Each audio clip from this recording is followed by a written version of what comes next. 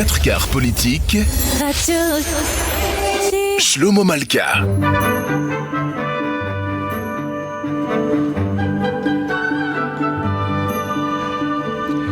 Le 4 quarts politique de la semaine, magazine hebdomadaire sur Radio J qui apporte un autre éclairage sur l'actualité et vous aide à décrypter, à analyser, à approfondir l'information de la semaine. Nos intervenants cette semaine, Alberto Toscano, presse européenne, Guy Konopnicki, Marianne, Noémie Alioua, i24 News, et puis on attend aussi, j'espère qu'il pourra arriver, Antoine Mercier de France Culture. Nous parlons de la tournée européenne de Volodymyr Zelensky, de la réforme des retraites, énième épisode, et comment non, des 100 jours de Giorgia Meloni, de Staline et de Poutine, ce qui les rapproche et ce qui les sépare, et nous dirons un mot du projet de loi sur la fin de vie. Bonjour à tous. Volodymyr Zelensky était cette semaine en Europe, Londres où il a vu le Premier ministre, Paris, le Premier ministre et le roi Charles, Paris où il a été reçu par le président Macron à l'Élysée avec le chancelier allemand Olaf Scholz, Bruxelles, où il a participé à une réunion sur l'Ukraine des Européens. Objectif de cette tournée, les armes, bien entendu. Mais enfin, Zelensky a choisi Paris et non pas Berlin. Qu'est-ce qu'il faut en tirer comme conclusion, Alberto Toscano? La conclusion est que l'Europe est unie dans le soutien à l'Ukraine devant l'agression russe. Là, s'il y avait des doutes à ce sujet, ce doute dans leur partie plus significative, disons, il y a évidemment des nuances, des différences et tout ça, mais ces doutes ont été mis de côté par cet accueil que le Parlement européen et que la Commission européenne et que les institutions européennes ont fait au président Zelensky. Il y a eu des polémiques, si vous permettez, franco-italiennes, parce que le gouvernement italien n'a pas apprécié le fait que le dîner à l'Élysée a été réservé au chancelier Scholz et au président Macron, sans une invitation aux Italiens, mais ça fait vraiment partie de la petite histoire. De la tradition. Ou de la tradition. De la tradition, parce que c'est l'axe franco-allemand. Oui, Guy. Certes, c'est le traité de Rome, mais... Tu as raison, Guy, mais... tu n'as pas oublié le fait que lors du voyage du chancelier Scholz et du président Macron à Kiev, à partir de Pologne, voyage en train, ils étaient 3, les 2 chefs de gouvernement, plus chefs d'État et de gouvernement, plus Mario Draghi. Donc, évidemment, à l'époque... Ce n'est plus Mario Draghi, mais c'est quand même toujours l'Italie. Alors, évidemment, la relation franco-italienne est à géométrie variable, mais ça, vraiment, c'est un détail par rapport à l'essentiel. L'essentiel est que l'Europe est unie dans le soutien à l'Ukraine. Oui, alors on va parler tout à l'heure. Pourquoi Paris, il faut quand même dire un mot, parce que d'abord c'était la géographie alimentaire. Il venait de Londres, il allait à Bruxelles. Berlin, c'était quand même un gros détour. Rome aussi. Il faut dire ça. Mais aussi, symboliquement, c'est Paris.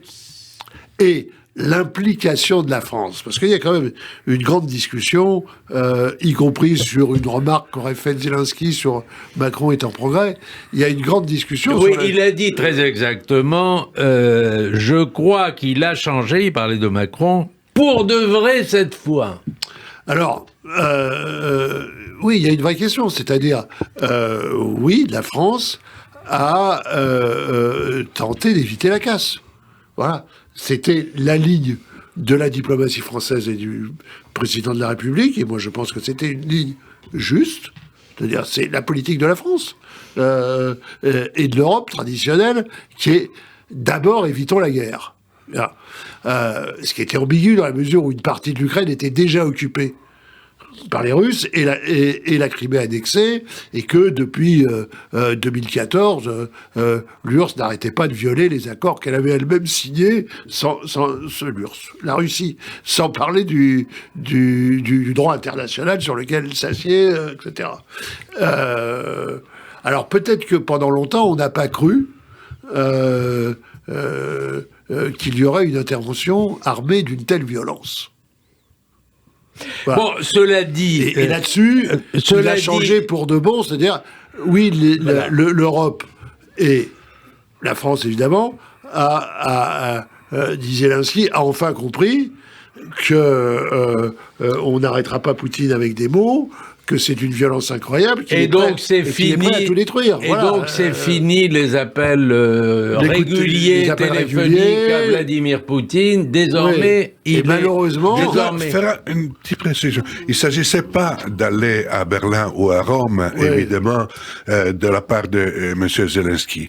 Il s'agissait de la part du président Macron d'inviter à ce dîner à l'Élysée, pas que le chancelier allemand Scholz, mais aussi celle qui est aujourd'hui la présidente du Conseil italien élu. Évidemment, la relation franco-italienne s'est détériorée avec le changement de gouvernement, et même la question ukrainienne et l'attitude franco-italienne allemande vis-à-vis de la question ukrainienne est le réflexe de cette détérioration de la relation franco-italienne. Oui, c'est vrai, et en même temps, c'était une occasion de réaffirmer le couple franco-allemand à la tête de l'Europe.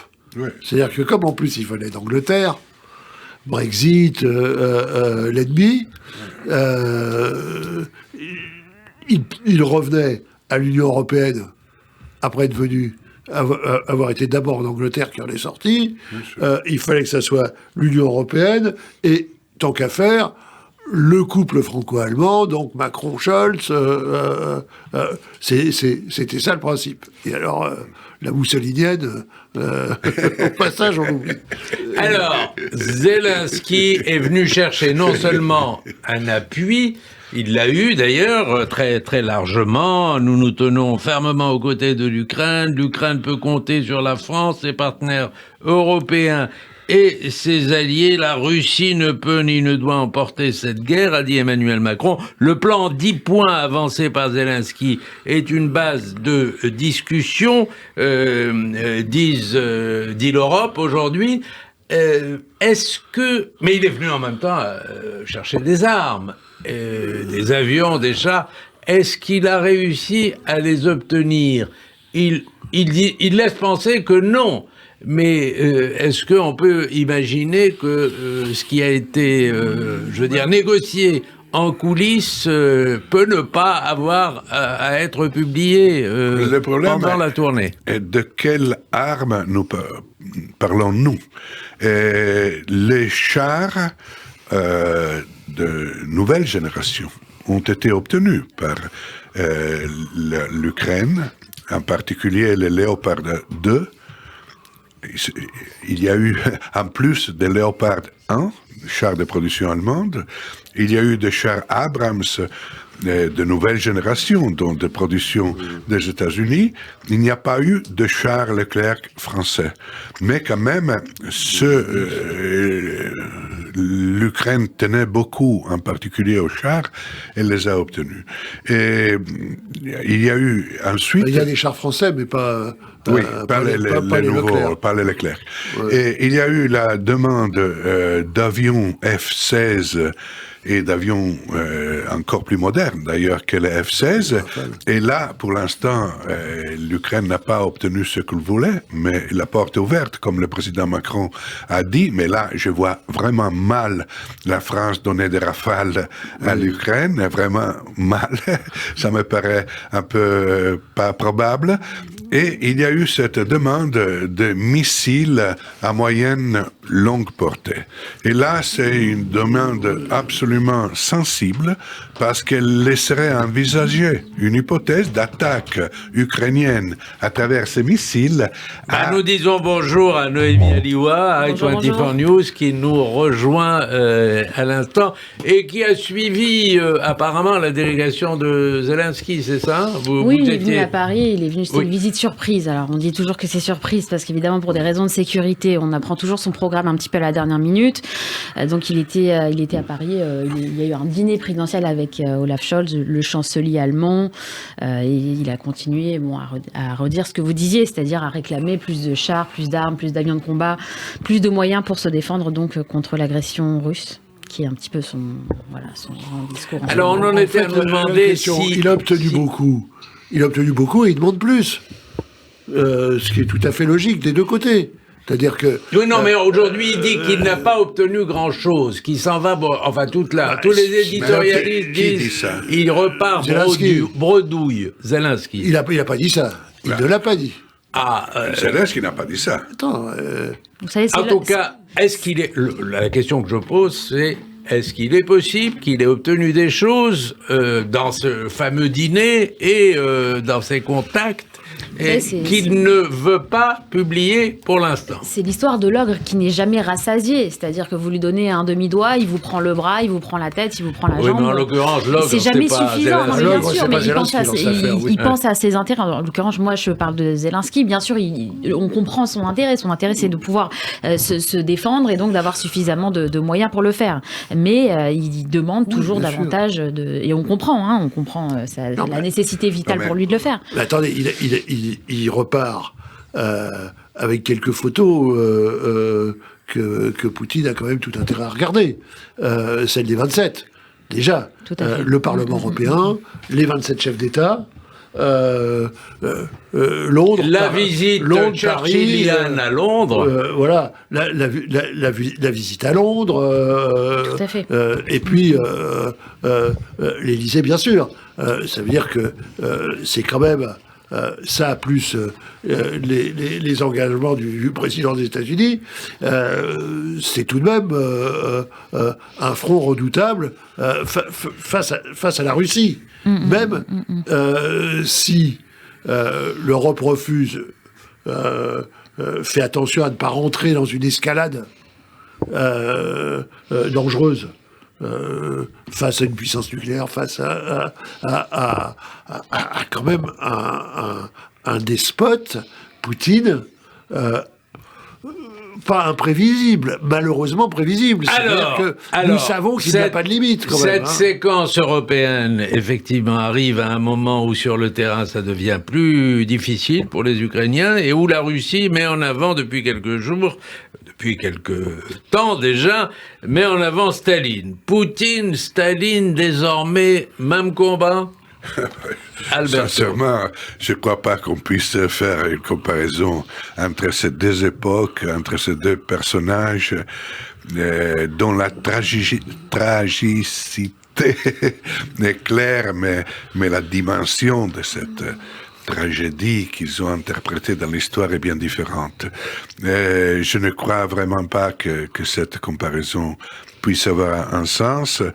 Staline a été l'homme de ces répressions, de ces persécutions qu'on connaît bien, et donc on connaît bien aujourd'hui la dimension monstrueuse.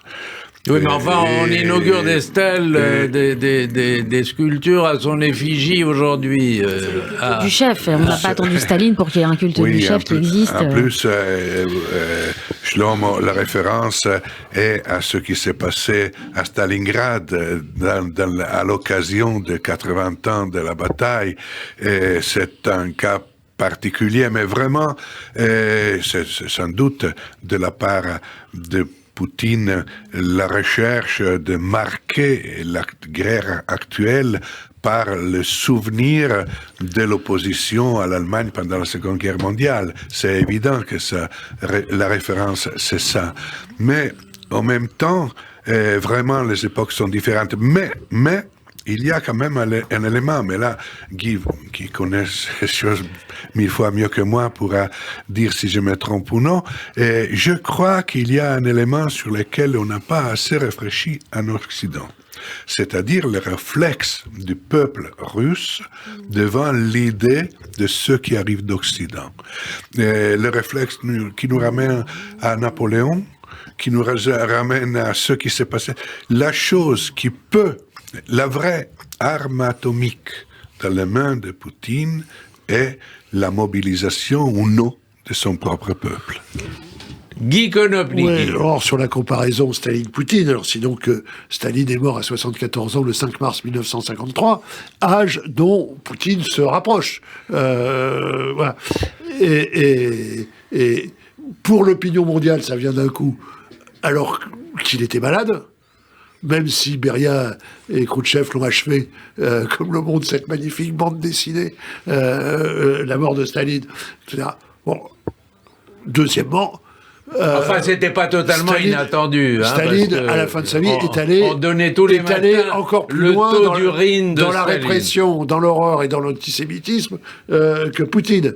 La fin de Staline, c'est la nuit des poètes assassinés, le 12 mai 1952, les poètes yiddish, le comité antifasciste des Juifs de l'URSS, où ils sont fusillés au soir de leur procès, c'est les blouses blanches qui sont en prison, c'est les procès de Prague, de Budapest, etc. Staline, c'est ça. Alors la nostalgie s'arrête là. Ensuite, la comparaison Stalingrad. À Stalingrad, le commissaire politique est ukrainien. C'est Nikita Khrouchtchev. Le ministre de la Défense est ukrainien. Clément Voroshilov, il est ukrainien. Il est né à Dniepro. Il s'appelait à l'époque Ekaterinoslav. Le maréchal le premier maréchal qui assure le retrait d'une partie d'armée rouge et permet la défense de Moscou, Semyon Timoshenko, il est ukrainien. Dans l'armée rouge de Stalingrad, de Berlin, dans la glorieuse armée rouge, etc., mais il y a plus d'1 million d'Ukrainiens sur les 10 millions de soldats. C'est l'armée de l'URSS, c'est pas l'armée de la Russie. Absolument. Et ça, il faut le répéter. Et quant à la libération des camps, parce que Poutine a fait aussi cette allusion le 27 janvier, le camp d'Auschwitz est libéré par un bataillon de l'armée rouge qui comprend lui aussi des Ukrainiens, des Juifs ukrainiens. Ah oui, oui. Ça c'est ce qu'on oublie, il y en avait quand même 1,5 million. Il y en a 1,5 million qui ont été assassinés. Donc voilà, ça suffit cette histoire de dire c'est la Russie qui a gagné Stalingrad. Non, ça n'est pas la Russie qui a gagné Stalingrad. Voilà. En plus, d'accord, c'est l'URSS. En plus, le chef suprême où il y avait des Ukrainiens. Le chef suprême n'était pas russe, il était géorgien. Staline, mais ça n'a rien à voir sur l'impact psychologique et politique que peut avoir le fait de jouer sur le réflexe du peuple russe, cette fois, devant l'étranger. Cet élément politique a un poids aujourd'hui, Guy, non? On est bien d'accord? Oui, bien sûr, bien sûr. Oui, mais il y a une chose que vous oubliez, chers amis, c'est que ce n'est pas nous, ici, qui disons que Poutine, Staline, c'est la même chose. C'est là-bas. Oui. C'est Poutine qui dit... Staline qui re-stalinise après, pays. La question, c'est est-ce que pour les millions de gens qui ont eu des familles décimées, massacrées, déportées en Sibérie, est-ce qu'il y a une nostalgie de Staline ? Alors ça, un peu quand même ce pays, c'est assez curieux, parce que quand vous discutez avec les gens du passé, c'est 70 ans d'horreur. Ils ont le souvenir des persécutions, ils ont le souvenir des... tout le monde a un grand-oncle, un grand-père qui s'est retrouvé au goulag, les familles de fusillés et tout. En plus, moi, j'étais beaucoup à Moscou à l'époque de la perestroïka, où la parole se libérait, les gens racontaient et tout. Et de l'autre côté, il y a la guerre. Effectivement, où le symbole avec lequel Poutine veut jouer. Et s'il y a un endroit où j'ai vu défiler des nostalgiques de l'armée rouge, c'est à Jérusalem. Je suis retrouvé un 9 mai à Jérusalem, anniversaire, et il y avait dans tout Israël des rassemblements d'anciens combattants russes. Alors certains avaient fait l'Afghanistan, pas du tout là. Il y avait les vieux qui avaient fait la Grande Guerre patriotique. Oui, il a été invité aussi par Yad Vashem toutes les sur nouvelles la libération d'Auschwitz. Toutes les nouvelles générations de juifs russes qui avaient fait leur aliyah, mais qui avaient fait leur service militaire. Donc il y en avait, j'en ai même rencontré un qui avait été à Prague, je l'ai rencontré. Et je vois des jeunes avec des médailles. Je dis, qu'est-ce que c'est que ça? Ah, mais c'est l'Afghanistan. Et donc, oui, il y a quelque chose, ce pays où on fait un long service militaire, où on est très impliqué par l'histoire militaire. Il y a une similitude, d'ailleurs, incroyable entre la Russie et Israël de ce point de vue, quand on voit des gens qui passent de l'un à l'autre, qui ont fait leur alliance. Enfin, Israël n'a pas mis les sanctions à la Russie. Hein? Et Israël n'a pas mis les sanctions à la Russie. Non. Mais il y a une continuité, parce que d'abord, il y a une partie de la population, et pas seulement la dernière alliance, mais il y a une partie de la population d'Israël qui vient d'Europe centrale et de Russie.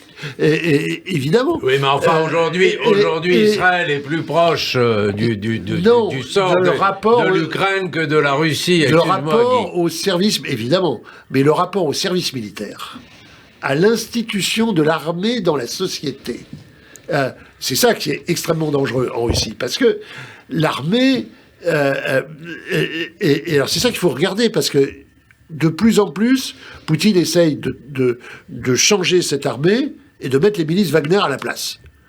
Et donc la vraie question, c'est ça, c'est est-ce que l'armée russe, dans sa grande tradition populaire, armée de conscription, peut assumer l'occupation et l'agression de l'Ukraine. Et là, il y a une vraie question, parce que pourquoi il met des milices Wagner? Pourquoi partout où c'est dur, c'est Wagner? Et donc ça, c'est extrêmement intéressant, c'est-à-dire des repris de justice qu'on sort de tôle et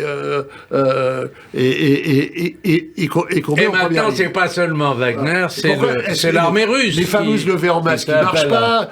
On a vu les files de bagnoles aux frontières de jeunes qui veulent pas être enrôlés dans l'armée, etc. C'est extrêmement important. Ouais. 30 secondes parce qu'on doit faire un... 30 secondes, c'est compliqué, on va revenir là-dessus. Non, ce qui est intéressant là, puisqu'on en arrive à Israël, c'est la position évidemment d'Israël sur cette question qui souffle un petit peu le chaud et le froid.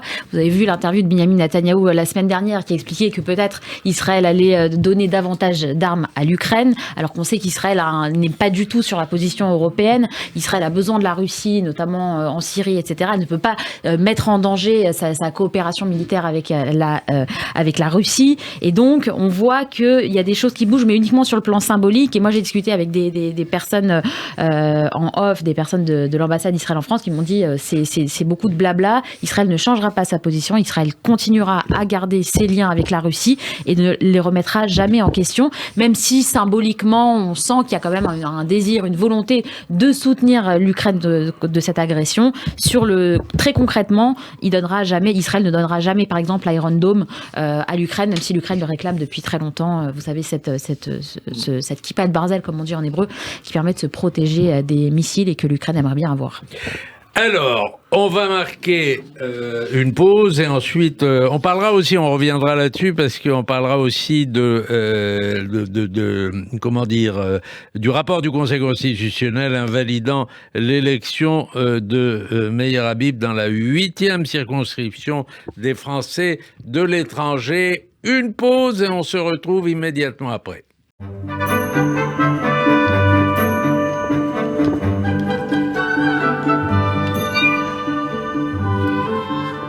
Le 4 quarts politique de la semaine avec nos invités, Guy Konopnicki, Alberto Toscano, Noémie Aliwa et peut-être, s'il nous rejoint à temps, notre ami Antoine Mercier. Alors, on voulait parler des 100 jours de Giorgia Meloni. Vous avez commencé à parler de la position de l'Italie, Alberto Toscano. J'aimerais qu'on fasse un tour de table là-dessus. C'est quand même bizarre que cette dame qui est arrivée au pouvoir en fanfare s'est considérablement calmée pendant toute cette période. À quoi il faut attribuer cette métamorphose? Et puis, est-ce que sur l'Ukraine, le gouvernement Meloni est raccord avec les autres capitales européennes? Vous savez, quand on est à l'opposition, on peut dire tout et n'importe quoi. Quand on va au gouvernement, on doit respecter certaines choses. et notamment dans le contexte européen, pour un pays très endetté, on ne peut pas aller au gouvernement et dire n'importe quoi. Le pouvoir rend les êtres humains plus sensibles au besoin de garder les pieds sur terre.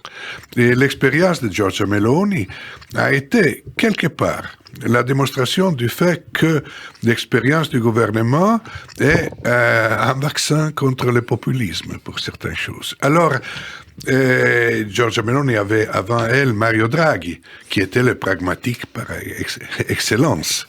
Et elle a continué sur certaines choses, notamment en économie, sur la ligne de Mario Draghi. Mais le point sensible est le point hypersensible pour tout parti populiste d'extrême droite, c'est-à-dire la question migratoire, notamment en Italie. Et le point sur lequel la relation entre l'Italie et la France, l'Italie et l'Europe est encore suspendue à des points d'interrogation est la solution au problème migratoire, qui est hautement sensible pour la politique intérieure de tous les pays européens, notamment l'Italie, notamment la France. Guy Gonoplique. Ouais. Alors effectivement, au gouvernement, il y a des réajustements les grandes par propositions rapport à la campagne démagogiques de Giorgia Meloni se sont envolées, évidemment.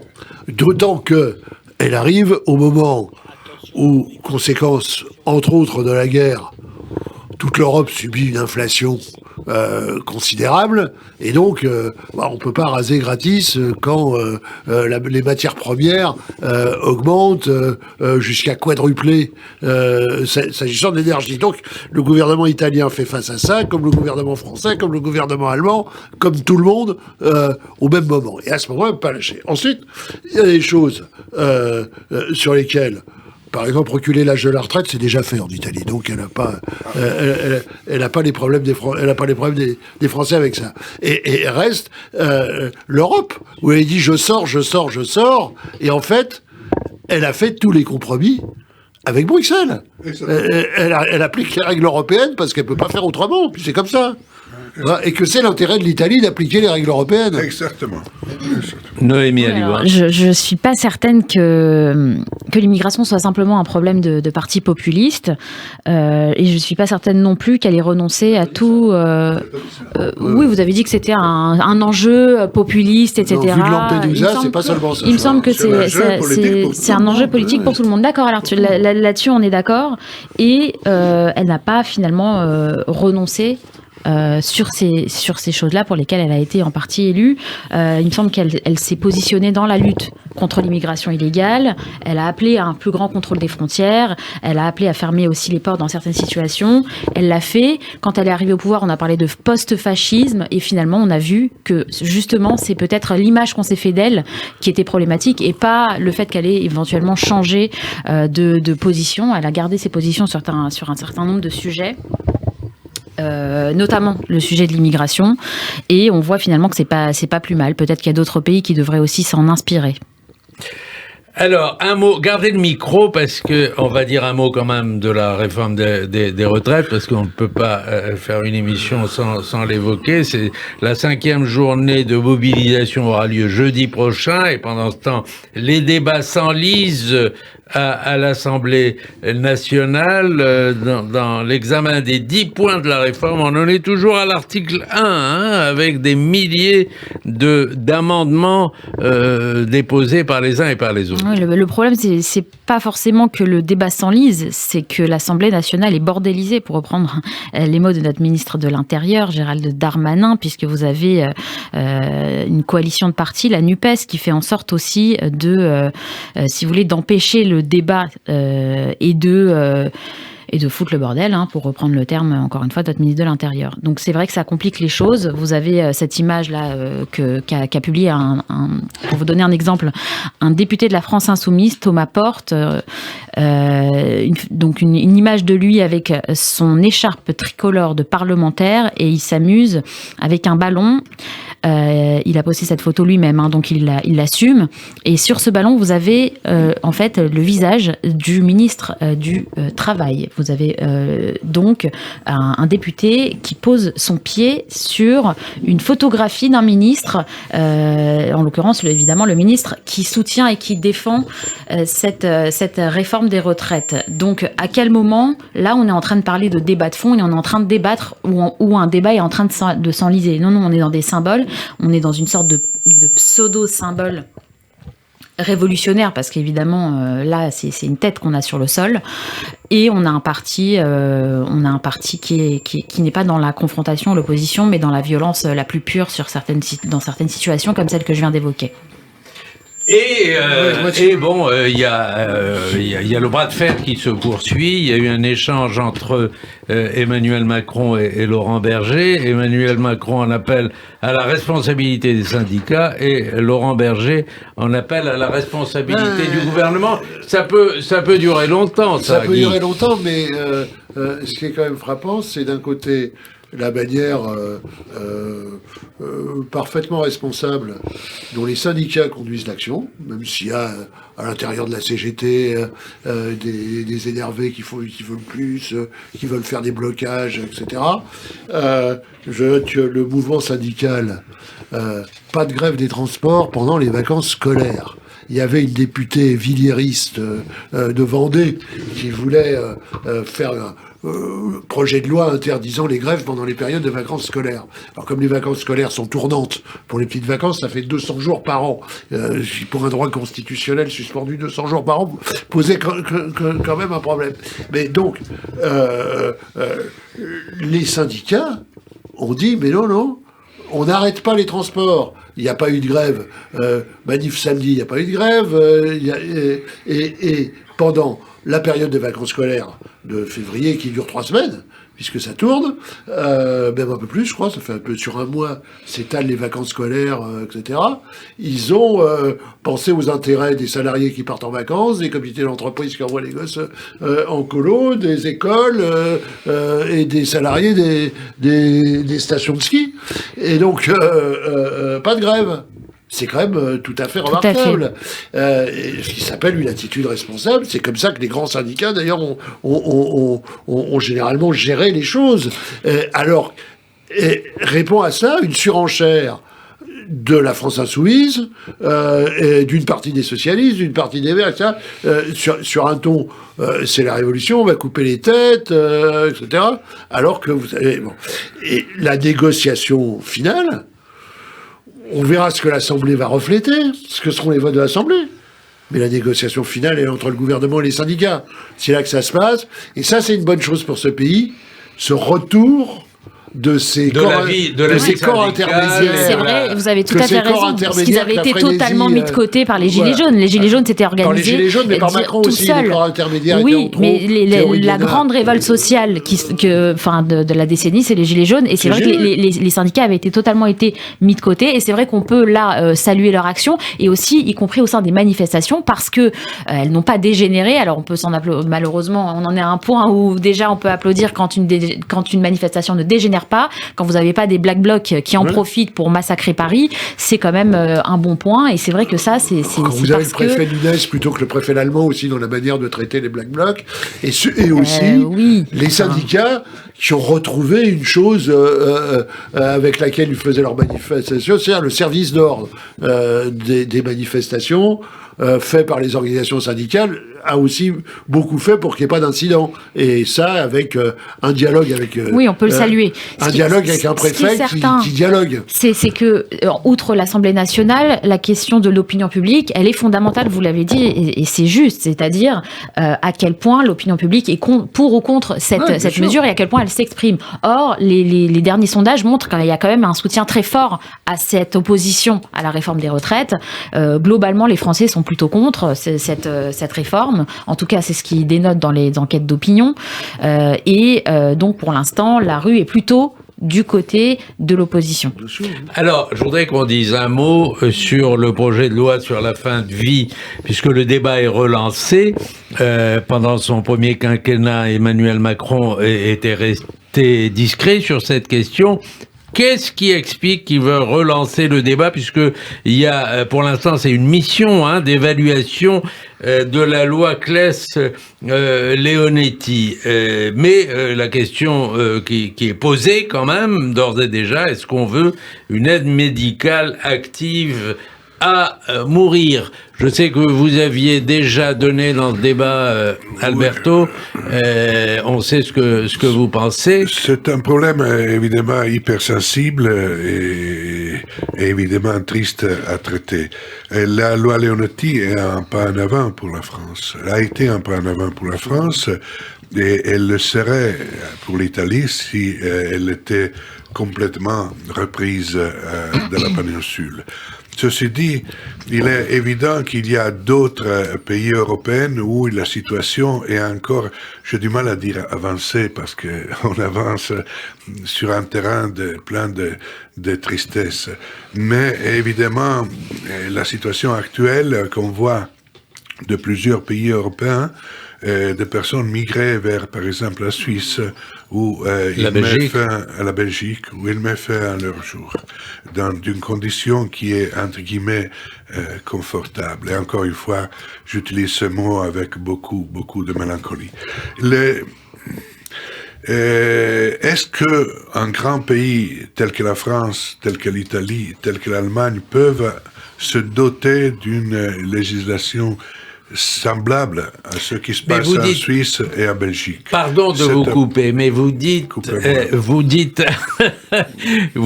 que il y a déjà la loi Claes-Leonetti. Et Raïm Corsia, qui parlait cette semaine devant la mission, il disait il faut commencer par appliquer les dispositions qui existent avant d'en faire de nouvelles. C'est tout à fait vrai. Et c'est d'ailleurs la conclusion à laquelle on était arrivé ensemble à cette émission l'autre fois où on en a parlé. Appliquer ce qui existe et en même temps réfléchir à ce qui pourrait exister. Moi, je crois qu'il faudrait surtout ne pas confondre le droit de mourir dans la dignité, d'abréger une souffrance, de ne pas rester à l'état de légume, etc., avec un quelconque droit au suicide. Voilà. L'État, un État civilisé ne peut pas accepter d'établir un droit au suicide.